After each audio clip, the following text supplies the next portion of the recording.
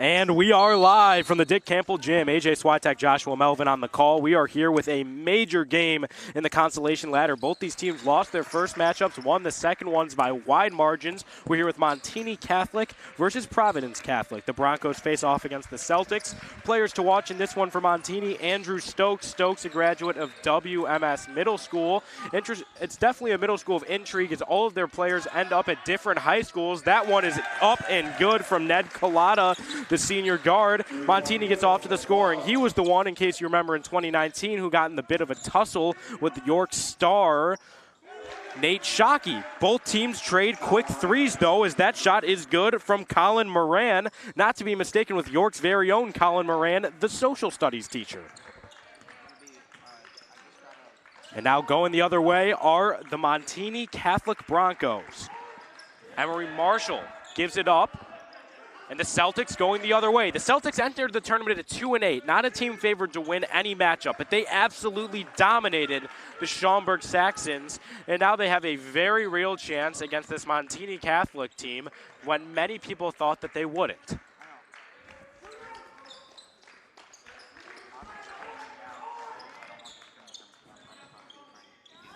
And that shot is up and good. Montini with two quick threes. That one is good from Joe Spacciani. That's a hard name. Joe Spacapanicia. We're going to call him Joe. That shot's off the mark from the Celtics, and going the other way is the Andrew Stokes-led Broncos, and he gets a rip from him. Celtics going the other way. Celtics listed as the visiting team, currently trailing 6-3 in this one. The give to Owen Moran. Both teams have a pair of Morans. Moran now gives it up. That's a Rentz Jr. with it. Gets it inside, and the good finish from number one, Colin Moran. He's done all the scoring for the Celtics so far, and he gets them on top now with 5.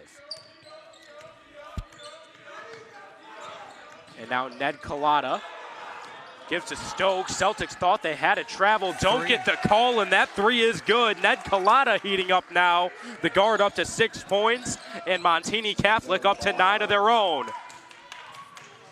Emery Marshall going the other way to Stokes. Stokes gets it to go. Stokes really has been a player of intrigue for this Montini Catholic team for quite a while. Been a starter since his sophomore season.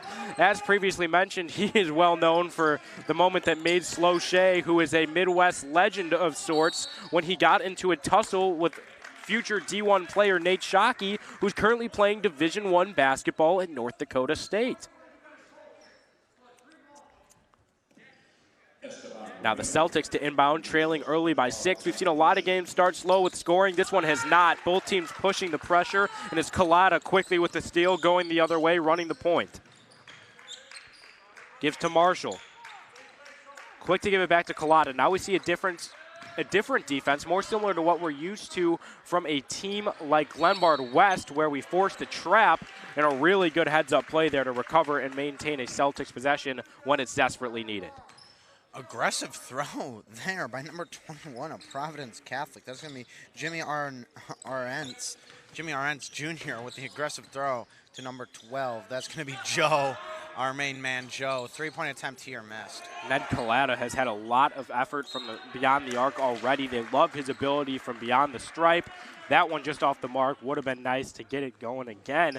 But now it will be the Celtics with a chance to get some points on the board of their own, currently trailing 11-5 with 4:42 to go in this first quarter.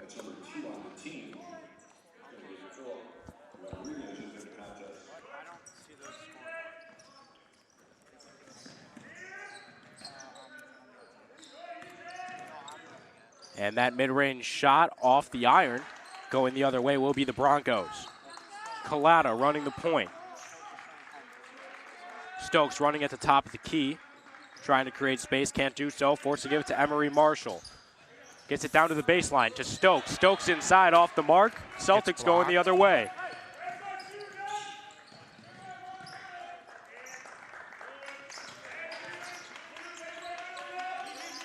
That's Owen Moran with it. Owen Moran, the senior brother of Colin Moran, both brothers playing for the Celtics. Good offensive rebound there. Really impressive. as you said, that's going to be, he has all of the points. That is Colin Moran, number 1. He has all the points right now for Providence County. Just broke no that longer streak. as Jack Wida is able to knock it down. But as mentioned, this tournament is home to some of the greatest brotherly duos that we've seen in Illinois basketball history. The Moran brothers looking to make a name for themselves here, both of which have had their name said a lot early for the Celtics, and they get possession going the other way, trailing by only 4. There you go, the first mass timeout called of the game. By COVID-19 protocols, it is mandatory to have mass timeouts quarterly. This one will be called with a current 11-7 lead for Montini Catholic in a tournament with lots of defense. 2 high-powered offenses face off against one another. York Sports Network on the coverage. AJ Switek, Joshua Melvin. We'll be right back after this mass timeout.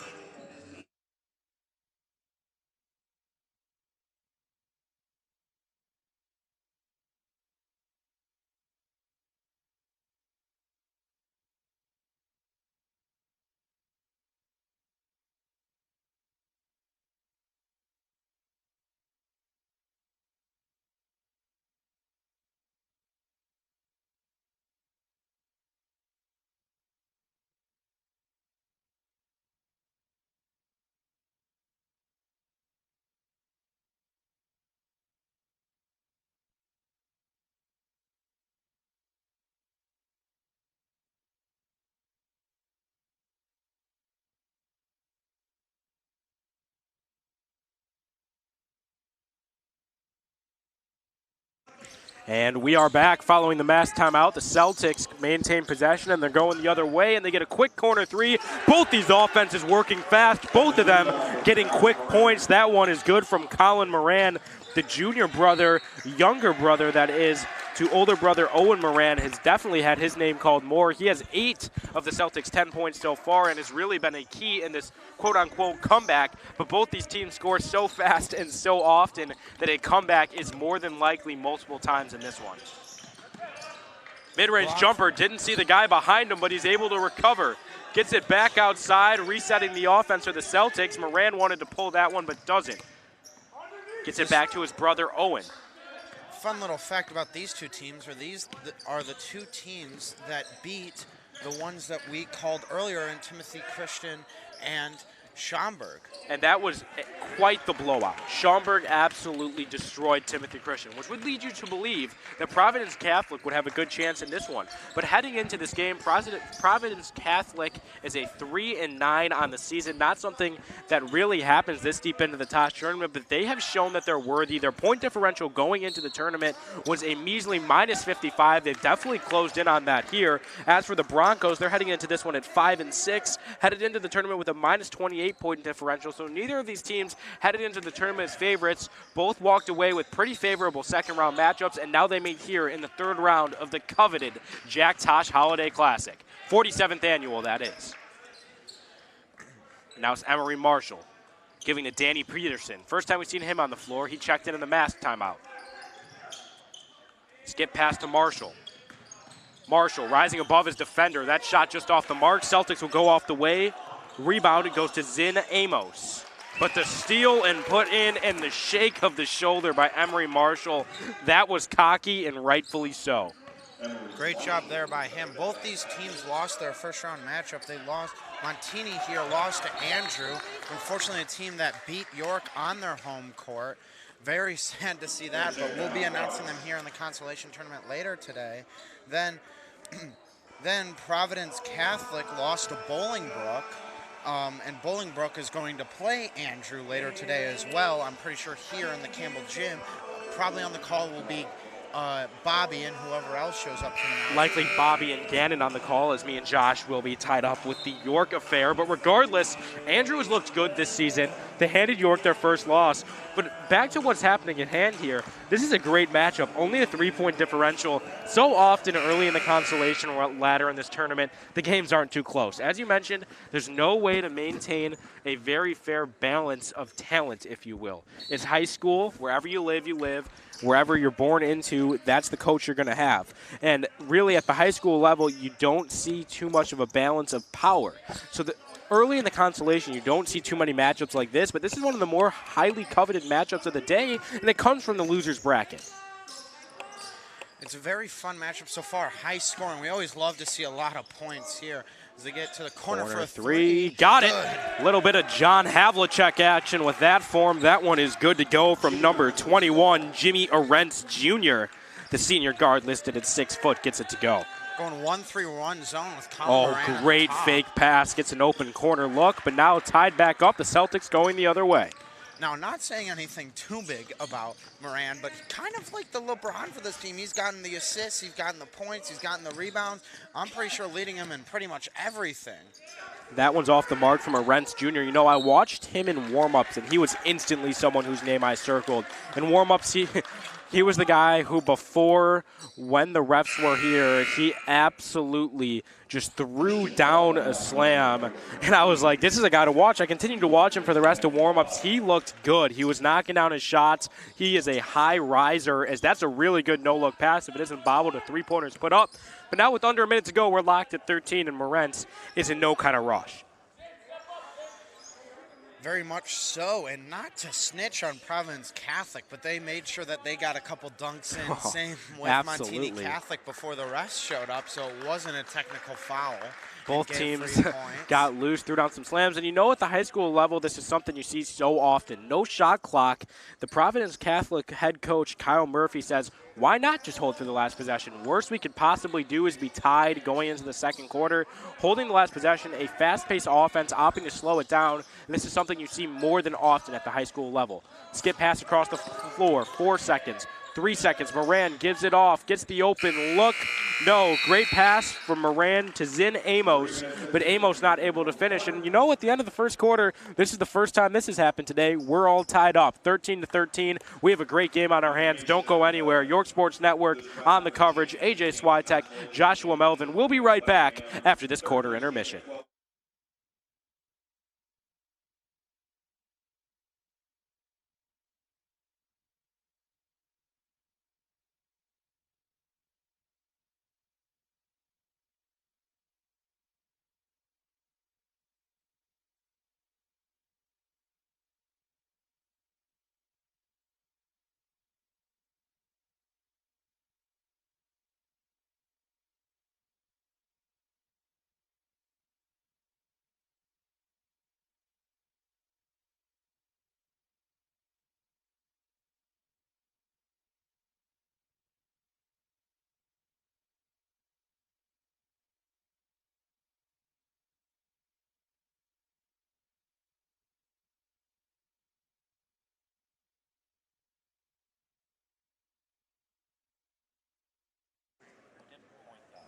And we are back from the quarter intermission. The Providence Catholic Celtics preparing to take the inbound.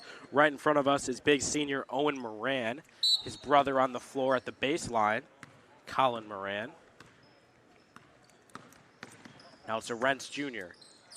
giving up to Sean Meeks. First time we've said his name, first time he's entered the ball game. Definitely saw something they liked there. Arentz for 3 off the front of the iron. Rebound goes to the Celtics, and that is what is so important. We've hit on it all tournament. Sean Meeks puts up the offensive rebound. The 6'3 senior gets it home, gets the lead, and that's what offensive rebounds do. They lead to points, they lead to stress, and ultimately they demoralize opponents. Definitely. Offensive rebounds, because then you have a great defensive position. You force a missed shot, and then they just get a second chance at it. As a defender, it really pisses you off. Three-pointer here, no good. That one looked good, rattled out, did not take a shooter's bounce, but all momentum is in the Celtics corner. I'll tell you, I'm looking behind me. There's certainly more fans here for Providence Catholic than there is for Montini. Although it is a bit farther of a trip, they have more fans here. The fans are into it, and it's definitely warranted as this team has all of the momentum right now going on a bit of a run. Now it's Arentz for the mid-range jumper off the mark, and another offensive rebound to the Catholic. Providence Catholic Celtics trying to fight through a double team.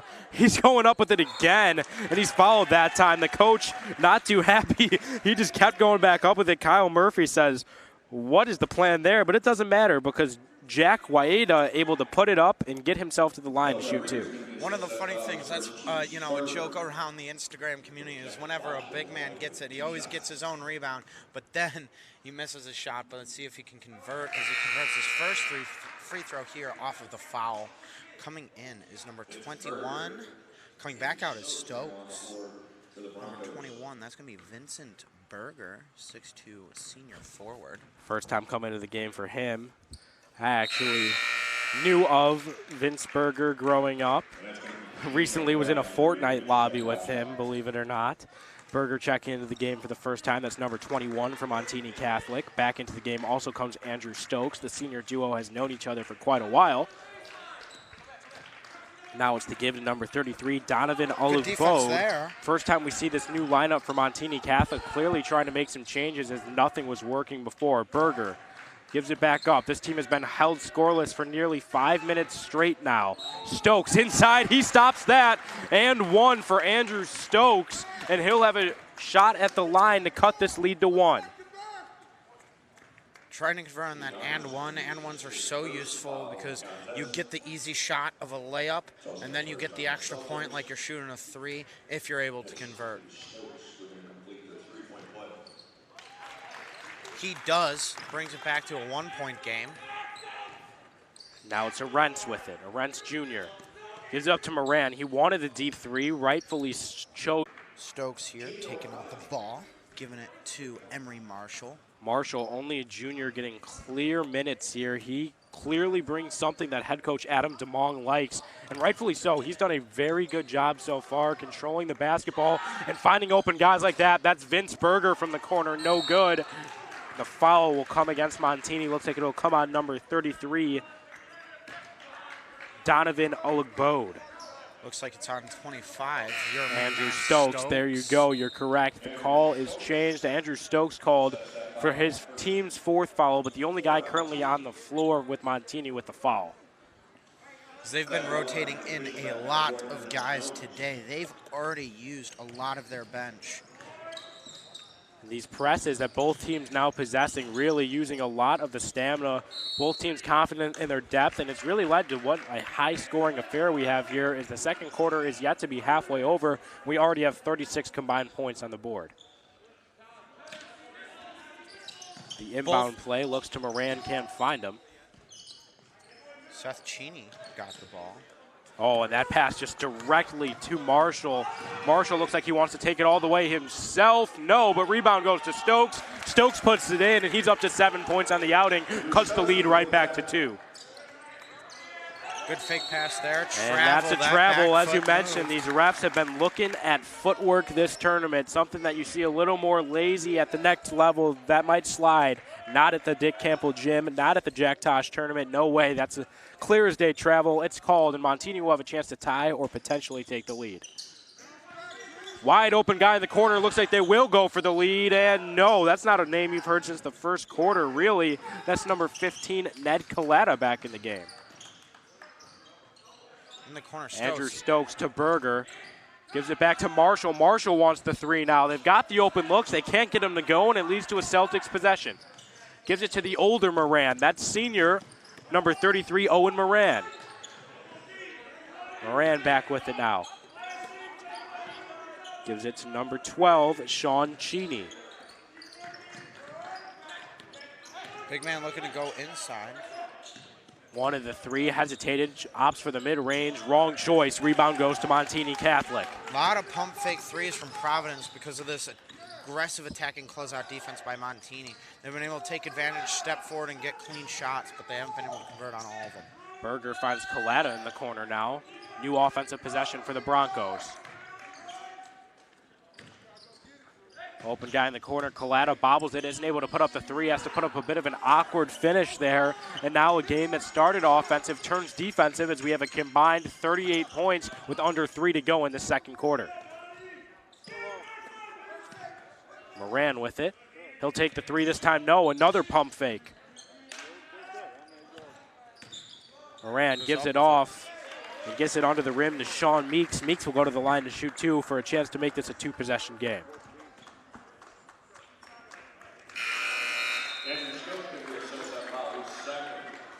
And prior to the free throws, a timeout is called. That will be the first timeout charge to the Providence Catholic Celtics. Kyle Murphy, first charge timeout there. And with 2:41 to go in this second quarter, We have a very good game on our hands here, Josh. Yeah, both teams look really even. It's really exciting. I'm really happy that we have a competitive game here after a few uncompetitive games. It's fun to watch teams, be really effective and control everything and do really well. But then if it's at the stake of competitiveness, not the best, not the most fun. But we are glad this game is within one possession, and hopefully it continues to be this way as they fight back and forth, go blow for blow the entire way. Absolutely. Celtics taking on the Broncos. Celtics getting the upper hand so far, 20-18 if you're just tuning in. This has been a good one. Brought to you from the 47th annual Jack Tosh tournament here in the Dick Campbell Gym. AJ Switek, Joshua Melvin. We'll be right back after this quick now mask timeout.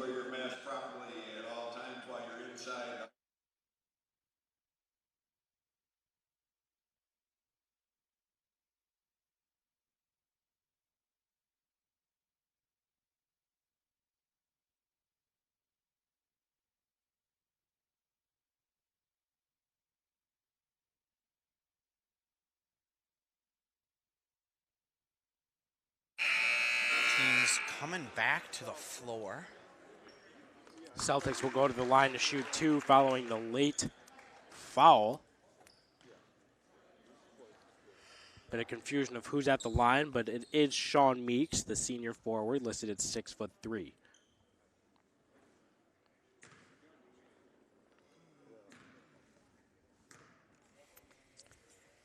Meeks' first shot is good, gets the lead right up to 3.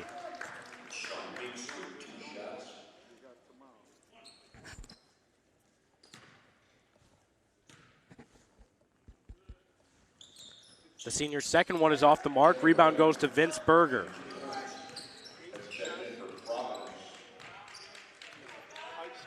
Emery Marshall setting up the offense. He has Berger open, finds him. One pass away from an open shot, gets it to Marshall. Marshall takes the mid-range J, can't find the mark, but fouled on the way up and will go to the line to shoot 2 is number 23, Estevan Moreno.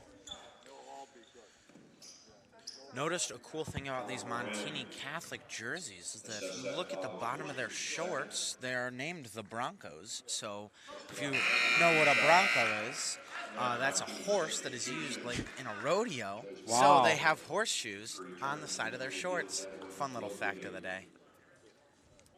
Same name as the Denver Broncos, the football team. Nice, Josh. Same And the with second the free Celtics. throw is no good, but the rebound goes offensively. Huge block there from number 1, Colin Moran, the junior, back on the floor, making his presence heard instantly, but possession will stay with the Broncos. Up top to Berger. Berger gives it back to Marshall. Marshall to Berger. Berger has the 3 if he wants it, doesn't though. This offensive scheme is very interesting because they seem to always be one pass away from the open 3 that they find there, but Montini likes to attack the rim. They don't like to just let these errant 3s fall clearly because they've had the opportunities to do so. Haven't been as effective as they wanted here, still being down 3, and have missed a lot of opportunities with wide open 3-point shots. Not exactly what you want. A lot more entertaining when they're actually taking these 3s. These two offensive strategies are really fun as Moran hits the short jumper. Colin Moran, the younger brother, back into the game, and he's now into double digits. The junior with 10 points on the night, 10 of the 23, that is, for the Celtics. And this team, as I was saying, this team is a lot more fun. There's a Berger's turnover pass there. too hard, goes through the hands of Emery Marshall. Marshall, the junior, shakes his head. No need for that much meat on that ball. And now it's Arentz Jr. with it. But these teams both really love off-ball movement, and they really do love, spotting up in different places with a lot of post opportunities. They like to crash the post to collapse the defense and try and kick it back out. And, of course, as soon as I say that, they do, as I said yesterday, Highland Park's favorite thing, throw it around the three-point line and get nowhere with it. And as long as you're effective at passing, it is an effective offensive metric. It's shown over time. If there's no shot clock, being able to generate an open look, this is tiring the defense out much more than it's tiring out the offense because this entire defense is forced to shift just merely at a pass of a ball.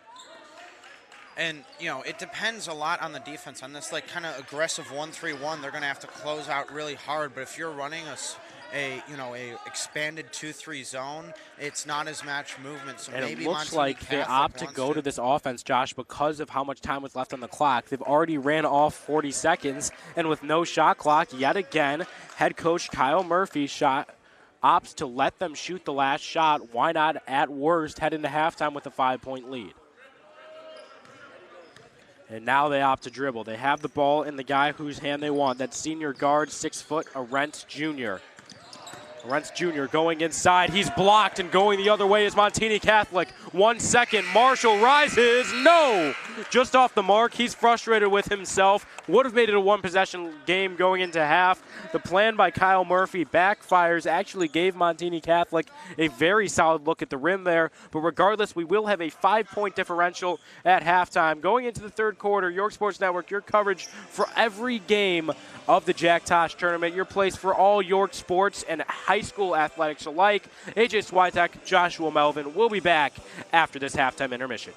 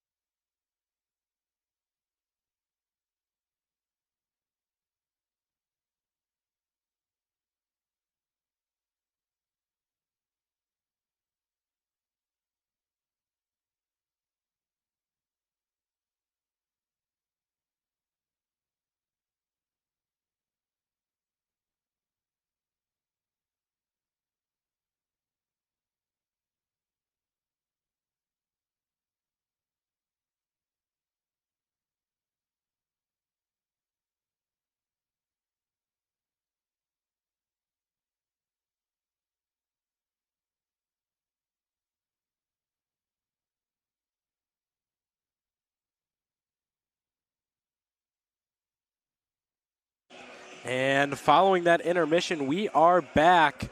Montini Catholic will start with the ball, trailing by 5. Andrew Stokes looks to be the guy to pass it in here. Waiting for the clock to come to an end here. Both teams took the floor fairly early. We are raring to go here, both literally and figuratively. Josh, my partner in crime, taking a sip from his creatine Bang energy drink. And here we go. Pass up top to Marshall.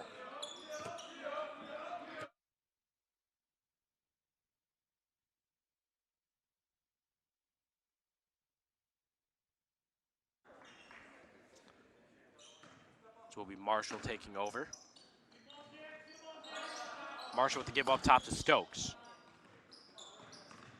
Stokes back to Marshall. Marshall, contested mid-range shot. That's not one that will go for too many people too often, but Marshall gets that one to go with relative ease. And that is an errant pass from Arentz Jr. No need for that, no pressure on him.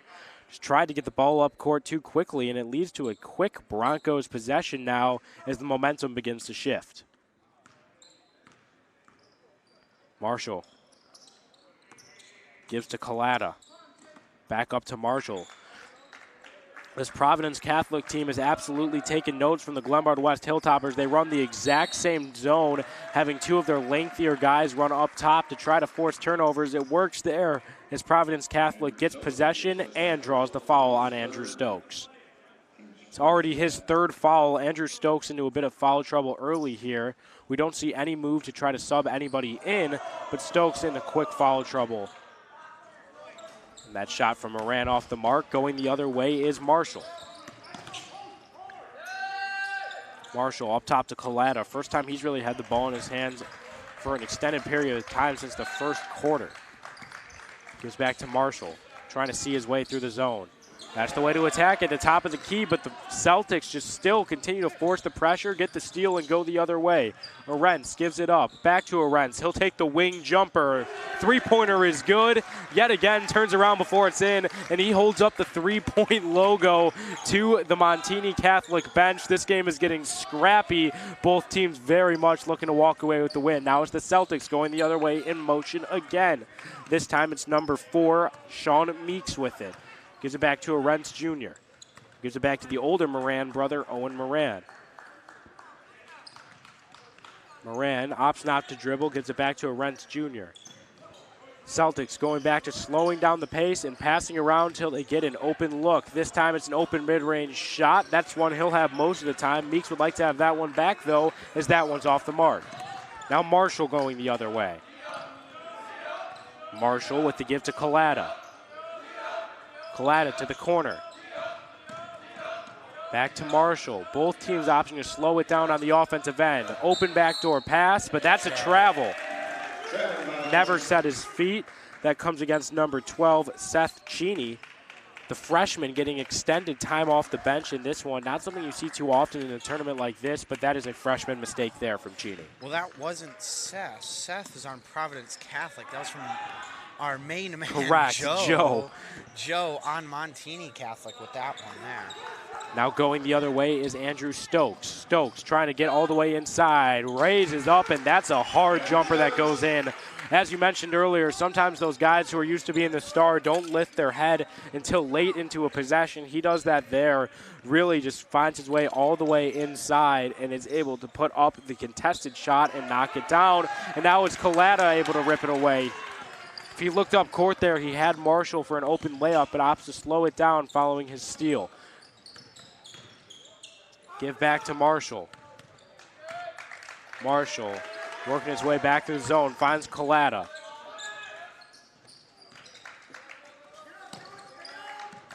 Marshall driving his way inside. Another tough shot. This one will miss, and it will go to the Celtics. Very fast-paced game here. Both teams not really setting up their offense immediately. They're all looking for fast break points at first, and then great defensive possessions here by both the Celtics and the Broncos to prevent any fast break opportunities. Good shot here. Oh, wow. That's a great turning around look from Colin Moran, and the lead goes right back to 6. Broncos desperately need a basket here. You don't want it to get out of hand. 6 is kind of that sweet spot. It's still only a 2-possession game. Back up top to Collada. Now Stokes rising above again, and yet again knocking down the mid-range look. They have him playing the 5 today, but he's going back to his guard roots. Now he's up to 11 on the night.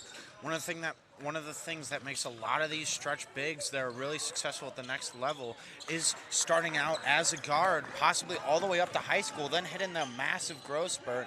And, you know, he isn't the size of a big. He's still the size of a guard at the next level, but he's playing as a big here in high school, and that's really going to help him develop an all-around game at everything, every able aspect. To post up, able to pull from mid-range, but both teams really just need to learn to slow down the pace of this game. As you see Marshall turning it over on the other end, and now it's a travel for the Celtics, and Montini will go the other way, trailing by only 4 with a chance to really get themselves back into this one. But the first masked timeout comes at the quarter. 3 minutes, 27 seconds to go in this quarter. 28-24, your current score. Providence Catholic on top of the Montini Broncos. We will be back after this quarter intermission.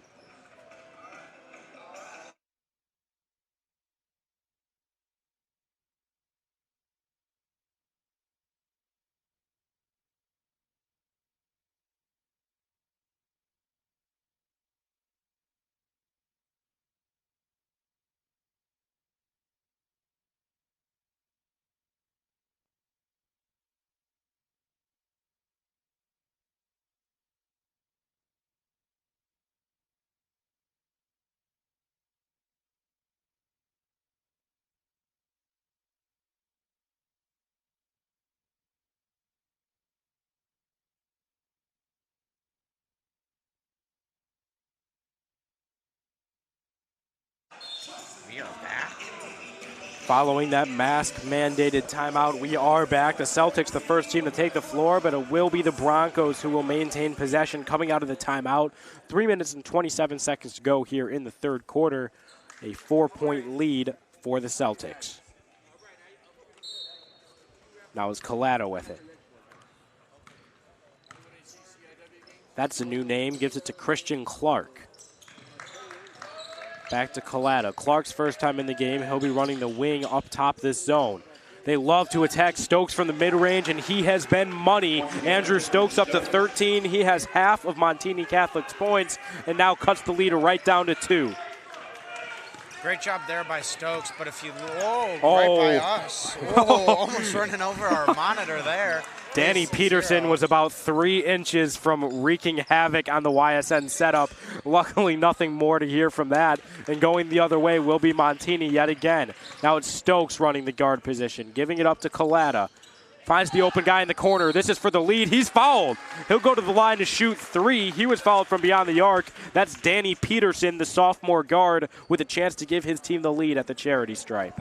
Chance to take the lead after nearly chancing our future with taking out half of our equipment. But, you know, that's the effort you like to see from players, trying to save the ball at all costs because such a prestigious tournament is at stake, as both teams are actually still in the consolation bracket, unlike, you know, earlier with the Timothy Christian and Schaumburg game where they're just kind of playing to get some games in their schedule from this tournament because they've already lost twice. Absolutely. This is a nice little break from conference play for these teams. Exactly. You get to see some new teams, see some new faces, try some new things because these opponents don't know you, and you don't have to see them again later if you haven't played them pre-Tosh. And as the sophomore misses his first 2 free throws, trying to get something from this trip to the line. Cut it within 1, hopefully, for this. So a 2 breaks the tie.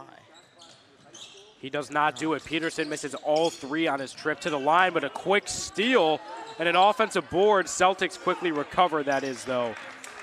Couple good blocks there. Broncos have given themselves a lot of opportunities, just couldn't capitalize on that entire offensive trip. Now it's Arentz Jr. with it. Giving up to Meeks, back to Arentz. Jr., back to Meeks. Getting trapped. They wanted double dribble. Looks like they said he had the ball touched mid-possession there. That was a close one. Looked like a double dribble to me. You know, I don't know if it's a double dribble if the opponent just touches the ball, so you have to lose possession, but 3 here by him off the back. And going the other way, that's the rebound by sophomore Danny Peterson. Yet again, this Broncos team has a chance to tie or take the lead. We have a good one here in the second round of the consolation ladder. The fans are getting into it. Collada, first time he's shot in a while, off the front iron. The sophomore gets the rebound, and Peterson ties the game. Talk about right place, right time. Came right back to him for the easy floater. That pass too far, and the Montini fans certainly have more of them here than Providence Catholic, currently getting into it now with a 28-28 deadlocked ball game. The Broncos take over the possession. Now it's Collada. Up court, gives it to Peterson. Gets it to the corner. Back to Peterson up top. Collada for three. Yet again, too short. Nearly recovers. Great heads-up play. Wow. The lone Celtics fans here definitely letting him get a roar for that one. That's number 15, Kevin Buddy. First time we said his name, but it was a big play. Recovered and threw the ball off the Montini Catholic defender, and now the Celtics will have the ball with a chance to take the lead. And you know, Josh, we've seen multiple times in the situation, the Celtics love to hold the ball for the last possession, maybe a little early with 1:11 to go, but with no shot clock, I wouldn't be surprised to see them slow down the pace. That's why Montini, they recognize this and are doing a trapping man here, as they're trying to get this Providence team to take a bad shot or take any shot, really. And there you go, jump ball forced. It will stay with the Celtics.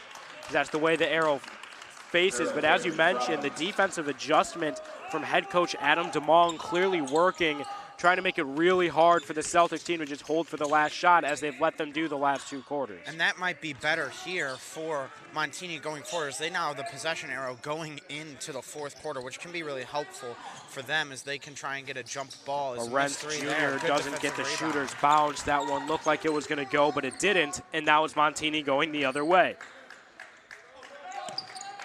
Christian Clark to Peterson in the corner. Back to Collada.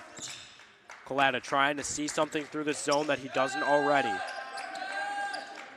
This Glenbard West-esque defense working very well for the Celtics. Both teams have really upped the pace defensively. What started as an offensive battle has certainly turned into one on the defensive end. Both teams only at 28 points at very deep into this third quarter. We're now under 10 seconds to play.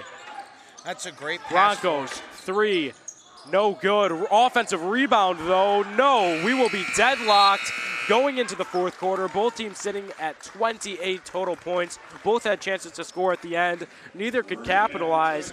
And going into the fourth quarter, we will be tied at 28, Josh. Great pass forced there by Colin Moran. Not the last one, but that second to last one over to number 15 on Montini, which you said that is Collada there with the attempt, as he was not able to corral the passes. They had to give it more of an arc rather than a straight line shot, where that would have been a wide open three, but that makes him out of position. He had to jump up to catch it, and then ended up with no points for Montini. It's a great defensive possession there by Providence. Right, and you saw right off the bat at the start of the game, Collada was a force to be reckoned with. He had the first 6 points in this one, knocked down 2 consecutive threes, and I wrote a note to myself, this guy looks really hard to cover. The Celtics head coach, by the name of Kyle Murphy, has made some major adjustments, because not only has Collada been a non-factor since nearly the first 3 minutes in this game, but they have really done a good job stopping multiple players on this team.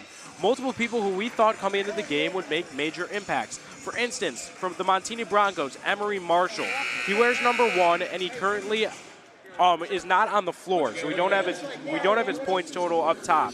But regardless, it's been an extreme change of pace for this Broncos team that wasn't used to having that kind of thing happen. Marshall, normally the guy who facilitates the offense, has certainly been slowed down as of late, and now at 28-28, we'll see what he's able to do here, as he'll get the ball to start the fourth quarter. And as soon as you say that, he comes onto the floor with only 4 points. And then, yeah, Stokes has been having a great game, but he still hasn't been held to anything. He hasn't been done anything spectacular. Nothing there really he is. Marshall through the contest puts it too far off the backboard, and the ball will go with the Celtics. Looked like Danny Peterson thought it was off a Celtic, but that one was clearly off of him. As Stokes wants to check in, so we'll actually get his point total here. 13 quite good, but when the rest of your team is only scoring 15, that's really not and what the you problem want to see. that's always been associated with Andrew Stokes is the fouls. He's already got 3 tonight. One more would put him in that territory where he is 1 away from fouling out of this game. And in such a tight game where overtime is a real possibility, you have to question when he starts playing more safe on the defensive end, which is not something you want from one of your star players on the floor. That's something you really wish that would develop over time in his high school career, and it's really, we never like it whenever star players are, foul-ridden, because then, they come out of the game for really nothing, for no real reason, just kind of sloppiness. But as shown today with 13 points, he's quite the effective star player for this Montini Catholic team. And that'll be 2 straight offensive boards for the Celtics. I mean, when that happens, it just tires down a team like the Broncos. And now you got to question how much longer they could take this possession that's still in their zone. This Celtics team doing a really good job crashing the offensive glass. Definitely. They've gotten over 10-plus offensive boards in this game. Great find there. And gets the finish. There's the find, the feed, the finish, the 3 F's of offensive basketball. And despite the fact that they wear the same colors, this team reminds me a lot of Baylor on the offensive end. They generate the open looks, but more importantly, their 2 bigs down there always crashing the offensive glass, and there it led to an extra 2 points that wouldn't have been on the board if they weren't crashing the offensive glass. Now that's a great backdoor feed inside, and 1 finish. That's off the hands of number 23, Noah Billows. First time he's been into the game, and he knocks it down. Once again there, 3 F's of offensive basketball. Great find by Marshall in the feed with the hard rocket pass inside to a smaller window and then able to finish through contact. Great job there. And a chance to give them a 1-point lead. That is the Broncos. Off the mark, but the offensive rebound by Marshall. Marshall gets it outside to Clark. To Stokes. Stokes slithering inside the rim, and he hits hard against those quote-unquote pads, as we mentioned earlier. That is not much padding against that concrete wall, but Stokes is a big guy. He's able to get right back up, get back into the action after giving his team a 2-point lead. First lead they've had in a while. Oh, and that one was close to being a foul on Stokes. Fortunately for him, it comes on Emery Marshall. Only his first. Really could have been called on either of them there in that trap, but Stokes and company catch a major break. Good communication as they run like a switching 1-3-1 where they switch the top guy from and the middle corner. guy. Oh, that's a bad miss. Rebound. Good offensive or defensive rebound there. Correct. Good closeout by Esteban Moreno. Gets it to Stokes, who resets the offense. Now it's Clark. Joe within the corner. Oh, the no-look Big pass, tip. a little cocky, doesn't work out. And the ball goes with the Celtics. You can see Andrew Stokes saying that one's on me. He's saying he should have been there for the pass, but I would really argue that one could have been on Emery Marshall. Can't no-look pass if you don't absolutely know where your teammates are, and that one leads to Celtics basketball. Miscommunication has been a theme of this entire tournament. It's still early in the season relatively, as teams typically play 20-plus games, and most teams have played, just around half to some less than half of their season coming into the tournament. Baseline pass leads to an Arentz open 3. No good, but as you mentioned, Josh, yes, miscommunications have been huge this tournament, and that's one there. Too hard of a pass, which should have been 3 points. Montini has now left on the board twice in a row. The miscommunication gives the Celtics the basketball again. Luckily enough, Providence Catholic has not tied up the game yet, as Colin Moran, their star player, comes back into the game with not 15. That's Stokes with 15. Looking at the wrong side of the scoreboard. This will be an extremely interesting one here. Both these teams legitimate threats to make a run in the consolation ladder. This game has very big impacts moving forward. Both teams heading into this tournament 1-1. We'll see what they're able to do with it. Trying to find Arentz, can't do so. Stokes with the steal, going the other way. Andrew Stokes tries to give it to Marshall. Marshall can't recover, he's out of bounds. All good there. Got up to get the ball and try and throw it off a Providence Catholic player. Was not able to find one where he threw it. He finally comes in, Colin Moran, as there was a little substitution mix-up the last dead balls. Moran comes in with 12 points. So that means Stokes, after Moran was on the bench for a while, now leads all players in points. As the coach is yelling at Moran to get up, because they're yet again, trying Montini, to though, on break the the offensive end, press. trying to move the ball way too fast, leads to a turnover, and they've just really kept the Celtics in this one when they could have easily pulled away. It's an open three now. They've had a hard time in the second half and continue to struggle from beyond the arc.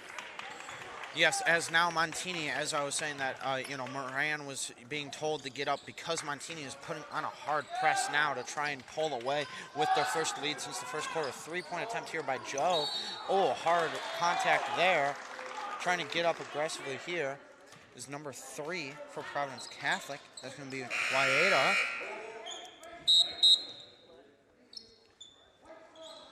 Wet spot on the floor. Going to need a towel for that one. Looks like they'll play on. Inbound will come from Owen Moran.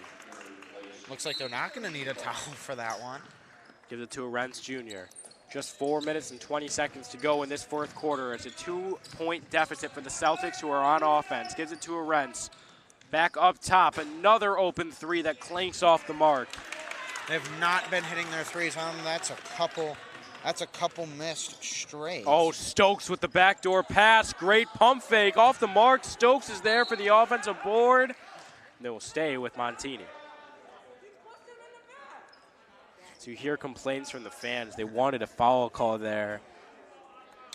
Could see that definitely, refs. And there goes a timeout call. First timeout call of the second half by either team that wasn't mandated by the masks. That one comes from Montini head coach Adam DeMong. So, Providence Catholic is now down 2. What do you think they need to do, besides hitting their threes, obviously, to get back in this game? Because it feels like all the momentum is in terms of Montini. So, the Celtics were doing everything right to start this game. They pulled away, and really they were up by 8 multiple times. They had chances to pull away. But all of a sudden it looked like something clicked for this Montini team. They realized, let's just let them pull the 3 ball. Playing old-fashioned basketball, letting a team that likes to attack the rim shoot from 3. So what the Celtics are going to have to do is they're going to have to make Montini at least be under the impression that they have to guard them out there. Because this Celtics team is clearly struggling from beyond the arc. There's no denying that. So if they want to be able to recover, what's going to happen is they're going to have to force perimeter defense to allow them to get inside and make the open looks. As for Montini, continuing what they're doing, this team's on a run. The momentum's in their direction. On the offensive end, if they slow it down a little bit, the points will come. And as for defense, they're playing great. They're letting the Celtics take the shots they're comfortable with them taking, and really that's what's led to this 2-point lead. As you see, Rolling Meadows comes into the gym, led by college recruit Cam Christie, of course, his older brother Max playing at Michigan State. I had the pleasure of announcing their game back in my sophomore year. That'll be a fun one coming up. It's a turnover now, though, at the game at hand. Under 4 minutes to play, the Celtics are going the other way. And that's something you were talking about, is that Montini, once again, with the costly turnover, I'd argue that they should be up by 10 or 12 currently, as they've been dominating Providence Catholic in this second half of the first half of the fourth quarter. After that 28-28 tie going into the fourth quarter, they've been dominating.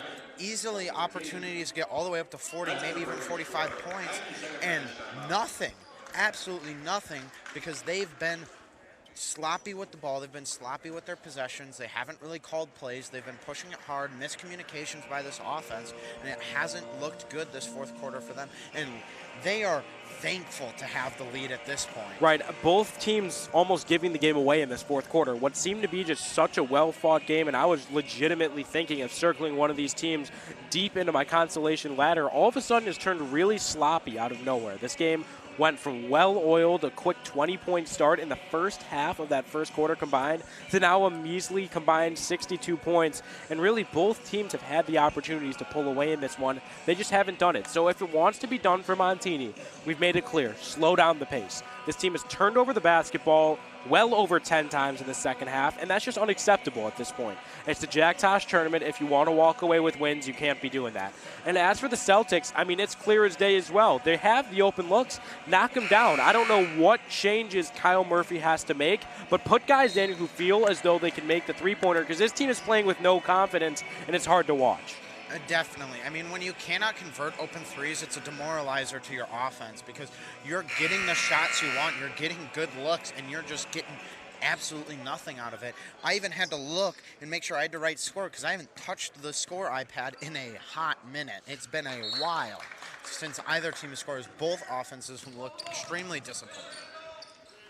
Now to the corner, to Rents, and there's a Foul push-off. on Stokes. Oh, wow. Andrew Stokes gets his fourth, and that may be a momentum shift in the direction of the Celtics here now. Stokes only one foul away from fouling out, and he has clearly been the star here for the Montini Catholic Broncos as he has 15 points on the night. But more importantly, he's really been the only guy who's shown me that he knows how to slow it down on the offensive end. Definitely with that slow, like he has kind of like that Harden type dribble where he lulls the defender and then drives in for a quick, easy mid-range that he's been hitting a lot today.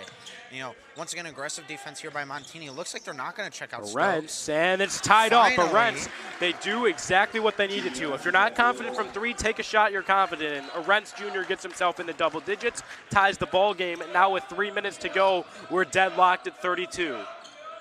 Only a combined 8 points scored in the fourth quarter thus far. It's been a defensive battle. We'll see if Montini Catholic is able to have an answer. And that ball is tipped, nearly hits Josh Melvin in the face.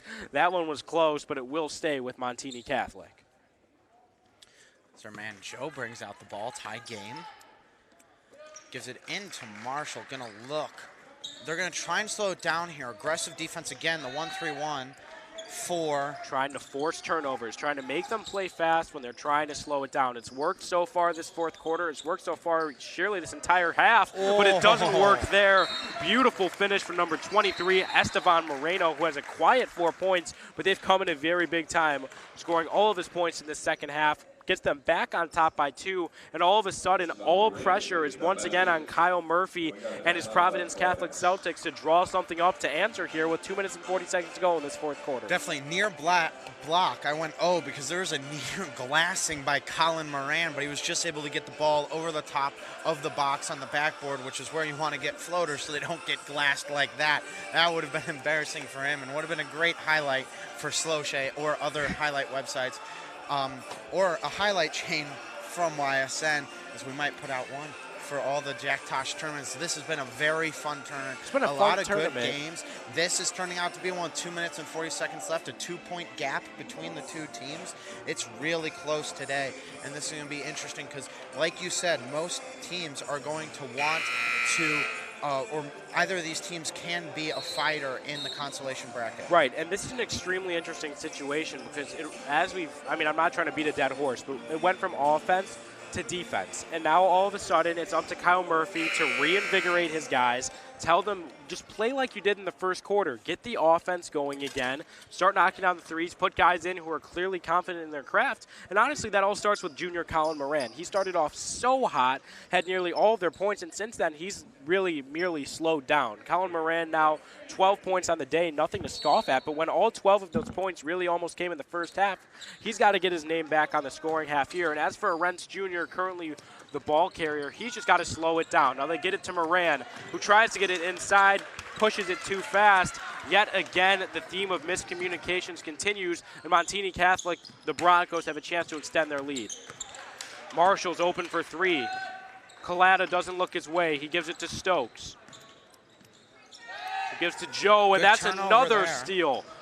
Arentz finds his guy, Colin Moran, who lays it in, takes the simple play, doesn't go for the dunk, and rightfully so, as now with 2 minutes to go, we are tied up at 34. Tie game, 2 minutes exactly left. This is going to be really interesting to see how it ends. Another back-to-back costly turnovers by both offenses. So as we've talked about, that both offenses are staying inept and, being costly and sloppy. Emery Marshall now giving up to Ned Collada. Tries to find Joe in the corner, who's fouled on the pass.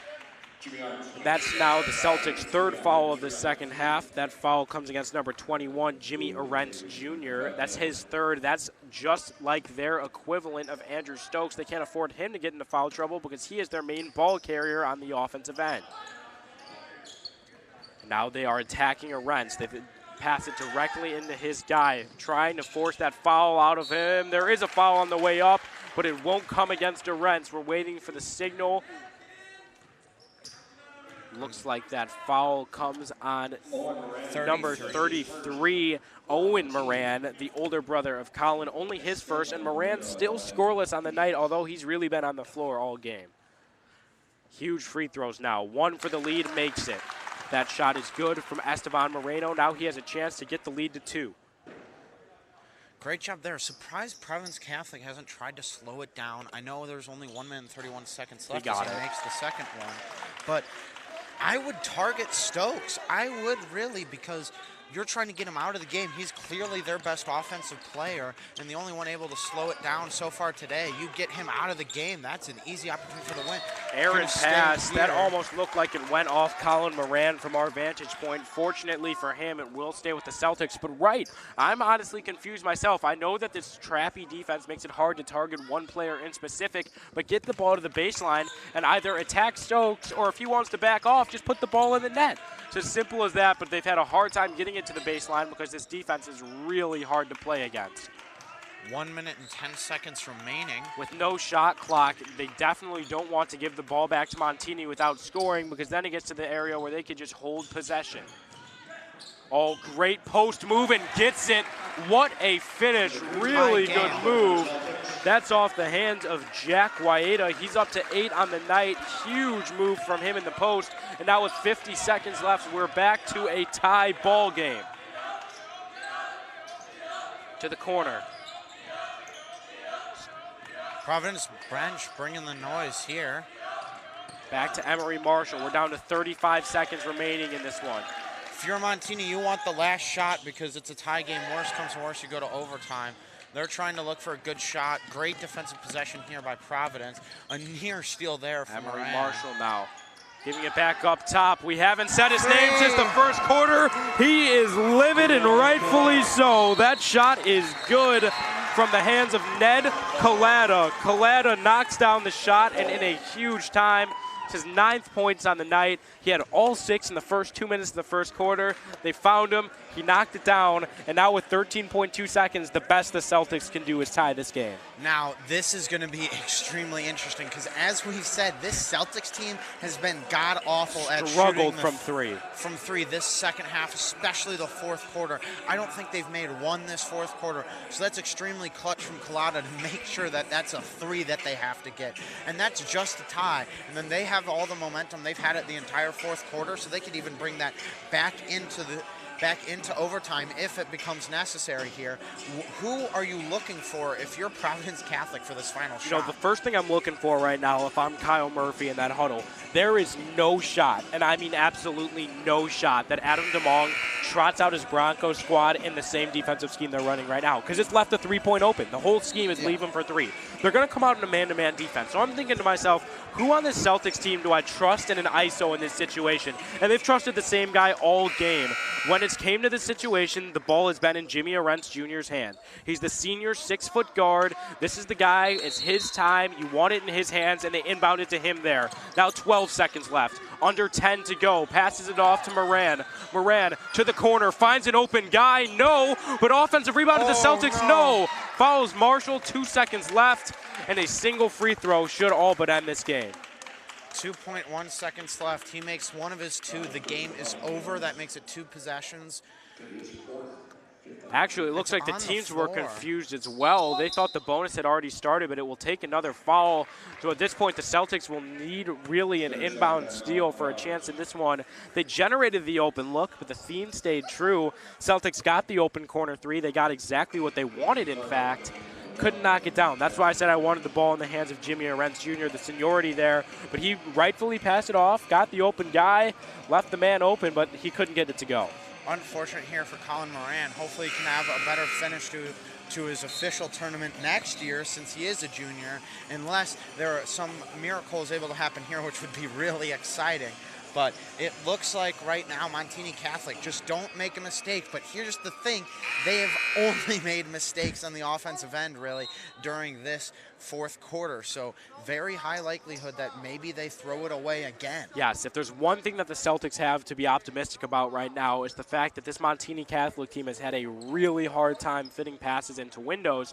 But if they do get the ball back on the offensive end, it'll be interesting to see who they choose to go to. They get it inbounds to Emery Marshall. No foul is called. That's game game over. The Broncos win. Emery Marshall and company will be back next season. Emery Marshall, only a junior, and he just helped lead this team to a victory, 39-36 over the Celtics. Montini Broncos walk away with the win. Andrew Stokes gets into foul trouble, gets 4 fouls. They keep him in the game. He's able to stay in, play poised, force the shot they want him to take. The Celtics walk away with the loss.